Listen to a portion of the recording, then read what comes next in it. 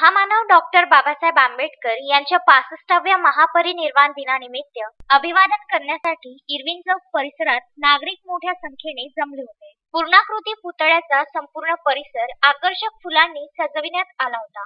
सकाळपासूनच बाबासाहेब यांच्या पुतळ्याला अभिवादन करण्यासाठी नागरिकांनी रांगा लावल्या होत्या। तसेच परिसरात बाबासाहेब आंबेडकर, गौतम बुद्धांच्या मूर्त्यांचे स्टॉल, पुस्तकांचे स्टॉल लावण्यात आले होते। शहरातील विविध सामाजिक संघटना, राजकारणी, सामान्य नागरिक यांनी बाबासाहेबांच्या पुतळ्याला अभिवादन केले।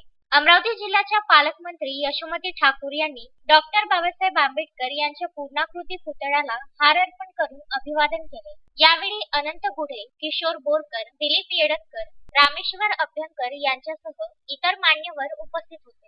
तसेच अमरावतीच्या आमदार सुलभा खोडके यांनी देखील बाबासाहेबांच्या पुतळ्याला हार घालून अभिवादन करीत श्रद्धांजली अर्पण केली। त्याचबरोबर आमदार रवी राणा यांनी सुद्धा बाबासाहेबांच्या पुतळ्याला हार अर्पण करून अभिवादन केले। 65व्या महापरिनिर्वाण दिनानिमित्त परिसरात भीमगीतांच्या कार्यक्रमाचे देखील आयोजन यावेळी करण्यात आले होते।